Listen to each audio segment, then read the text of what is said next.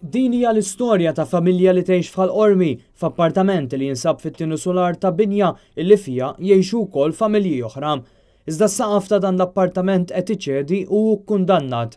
Suppost li din il-familja lanqas biss tgħix f'dan il-post, iżda post fejn imorru m'għandhomx u lanqas il-flus biex isewwu l-ħsara. L-appartament huwa mneżża mill-amara bit-trab nieżel kontinwament mis-soqfa u l-ħitan. Il-bart ta' dawn il-jiem jinħassew fuq ġewwa.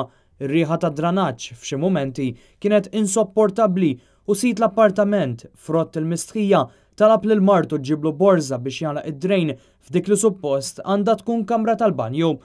Il-post jixbaħ iżjed lil binjada qed tinbena, hekk kif tidħol issib ftit kmamar li kważi huma vojta minn kollox, ħlief għall-iktar appliances bażiċi illi wieħed jista' jimmaġina fosthom washing machine u cooker li akkwistaw grazzi għall fondazzjoni Daqqatit. Iżda affarijiet oħra bħal toilet ma jeżistux, żewġ persuni li jaqdu l-bżonnijiet tagħhom f'barmil li jżommu ħmotti biex kemm jista' jkun ma jintinx, sakemm fil-għaxija fis-satra tal-lejl imorru jbattluh fil-latrina pubblika tal-lokalità.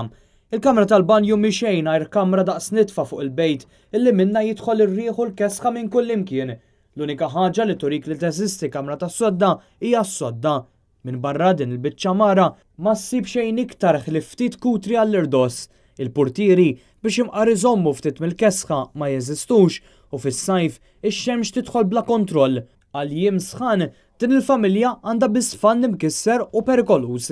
Iżda qar minn dan kollu huma s-soqfa u l-ħitan ta' dan l-appartament li huwa ikkundannat u li fih mhux suppost qed joqogħdu. Iżda fejn imorru m'għandhomx u wisq inqas il-flus biex isewwu l-ħsara li hija kkalkulata li tlaħħaq il-25,000 euro.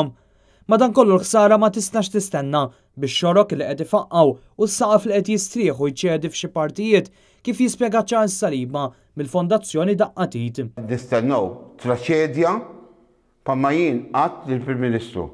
Di dar se nisimgħu traċedja biex biss noqtlu lilhom akki billej għax dik il-biża tiegħi li jkunu reqdin u noqtluhom li noqtlu il-blokka kollha, speċjalment ta' taħtu. Il-Fondazzjoni ilha l-aħħar 3 snin tipprova tgħin lil din il-familja li sit il-proprjetà għal xogħol wieħed sabulu 2, iżda minkejja li jaħdem u jistinka xorta waħda kemm jaqbes il-paga minima. Bi problema wara l-oħra u d-dawl fit-tmiem il-mina li ma jidher qatt, sit l-appartamentu mardu. Martu kienet ma' ġembna l-ħin kollu, iżda bil-kemm li snet kelma maħkuma minn depressjoni qawwija. Suppost li qed ngħixuha aħna, għax il-periti għaluna biex nizgumbraw dal-post. Iżda jien m'għandix fejn immur għax impaga minima ma għandi. Min-naħa tiegħu Charles Saliba, frustrati li fi 3 snin brabta ma' dan il-każ sab biss bibien magħluqa quddiem wiċċu u wiċċ sħabu tal-Fondazzjoni Daqqatit, appella għal kuntratturi li jistgħu jagħmlu dan ix-xogħol għal din il-familja fil-bżonn. Kisi, soqfa ġodda, dawl u l-kollox, iqum ma' 25,000. Jispjega li għall-aħħar 3 snin il-Fondazzjoni Daqqatit għamlet minn kollox. Jien mort kullu kien. Akki nibatu l-emails il-Prim Ministru u l-Prim Ministru jibatna il-housing. Min naħa tal-housing għall-ewwel ma rridux jgħinuna. Sibna f'saten fir-roti. Dan hu biss każ wieħed minn eluf ta' każi ta' faqar f'pajjiżna. Statistika tal-Eurostat maħruġa f'Ottubru li għadda fil-fatt tikkonferma li l-ammont ta' persuni f'riskju ta' faqar f'Malta ilaħħaq id-90,000, jiġifieri aktar minn 20% tal-popolazzjoni kollha.